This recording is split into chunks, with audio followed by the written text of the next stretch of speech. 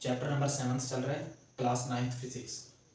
आज important long question हम कर रहे हैं जो कि है pascal law and its application. सबसे पहले हम पास्कल लॉ को समझते हैं कि पास्कल लॉ है क्या।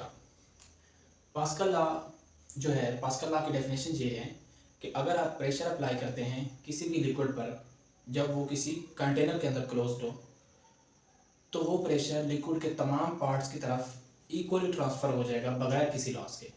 इसको हम कहते हैं पास्कल्स लॉ। इसको हम डिफाइन जो करते हैं कि pressure applied at any point of the liquid enclosed in container is transmitted to all other parts of the liquid without any loss. इसको हम कहेंगे पास्कल्स लॉ।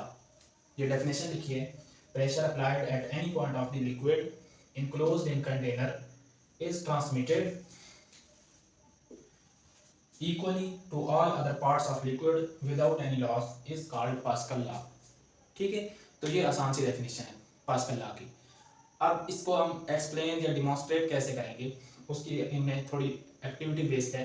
ये उन्होंने बताया है कि मिसाल के तौर पर ये हमारे पास एक ग्लास वेसल है, ठीक है, इसके अंदर वाटर फिल किया हुआ, यहाँ तक वाटर फिल्ड है, ठीक है। वाटर समझे या कोई भी और लिक्विड समझ लें, लिक्विड का मतलब कोई भी फ्लूइड हो सकता है, वाटर हो जाए, ठीक है। तो मिसाल के तौर पर यहाँ पर कोई लिक्विड फिल किए हुए हैं।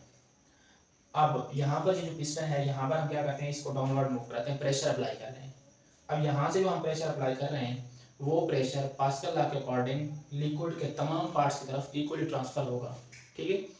तो मतलब यहाँ से भी इक्वल प्रेशर होगा, यहाँ पर भी इक्वल प्रेशर होगा, यहाँ पर भी, यहाँ पर भी, तो तमाम पार्ट्स की तरफ वो प्रेशर इक्वली ट्रांसफर हो जाएगा, ठीक है।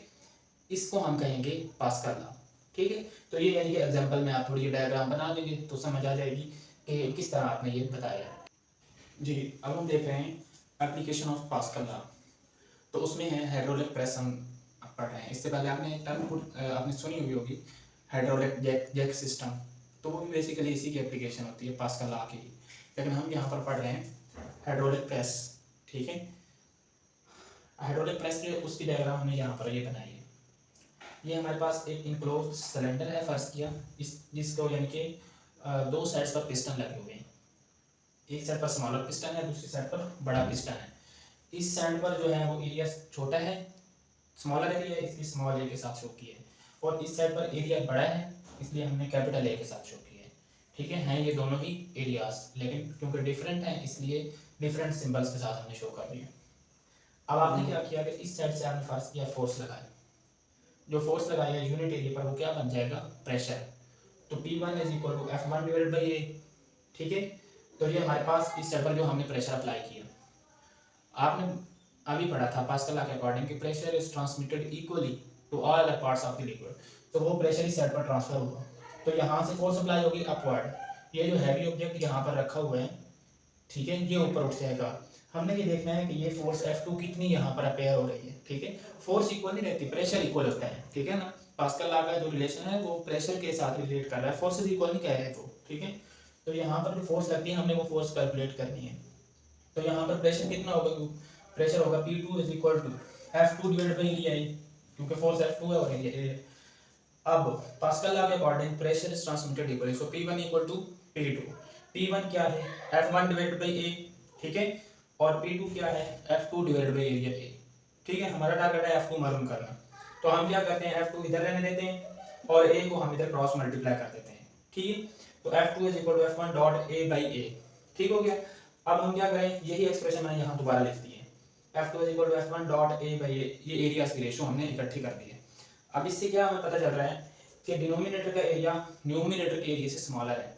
जब डिनोमिनेटर की वैल्यू न्यूमिनेटर से स्मॉलर होती है तो इस टोटल रेशो का आंसर 1 से बड़ा आता है, ठीक है। ये मैथ का रूल है कि डिनोमिनेटर का जो वैल्यू है वो न्यूमिनेटर से स्मॉलर हो तो रेशो का आंसर 1 से बड़ा आएगा। तो 1 से बड़ा 2 आ जाए, 5 आ जाए, 100 आ जाए, कुछ भी आ सकता है, वो तो इनकी वैल्यूज पर डिपेंड करेगा कि न्यूमेरिकल वैल्यूज कितनी है, ठीक है। तो हमने जनरली लिखा है कि अगर ये रेशो का आंसर 1 से बड़ा आता है, ठीक है, तो फिर क्या है कि वो नंबर इस F1 से मल्टीप्लाई हो जाएगा। तो मतलब कहने का क्या होगा कि F2 जो है वो और बढ़ जाएगी, F2 तो मल्टीपल हो जाएगी ना F1 का, इस नंबर के साथ जो मल्टीपल होगा उसके साथ मल्टीप्लाई हो जाएगी। तो मतलब हम ये कह सकते हैं कि F2 is so many times greater than F1। तो इसलिए हम कहेंगे due to this reason hydraulic press is also called force multiplier, क्योंकि फोर्स बढ़ चुकी है, कई गुना बढ़ जाती है। आप थोड़ी सी फोर्स लगाते हैं, इस साइड पर हैवी ऑब्जेक्ट होता है और वो ऊपर उठ जाता है। मिसाल के तौर पर आपने देखा होगा जैक सिस्टम में कि मिसाल के तौर पर कोई ट्रक है और वो बहुत ज़्यादा लोड है, ठीक है, उस पर सामान लोड किया हुआ है, उसका टायर पंचर हो जाए तो ऐसा नहीं करते कि सारा सामान उतारें और फिर उसका टायर निकालें और उसके पंचर लगा कर फिर डालें, ऐसा नहीं करते। जैक लगाते हैं उसके नीचे, जैक से आपने देखा होगा एक ही शख्स जो है वो पिस्टन को मूव करा रहा होता है और उधर से इतना बड़ा जो लोड होता है या जो भी ट्रैक्टर है वो ऊपर उठता जा रहा होता है। तो ये क्या है, फोर्स को सो मेनी टाइम्स मल्टीप्लाई कर दिया जाता है जैक सिस्टम से। तो ऐसा इसलिए मुमकिन है। तो ये वही पास्कल लॉ की एप्लीकेशन है।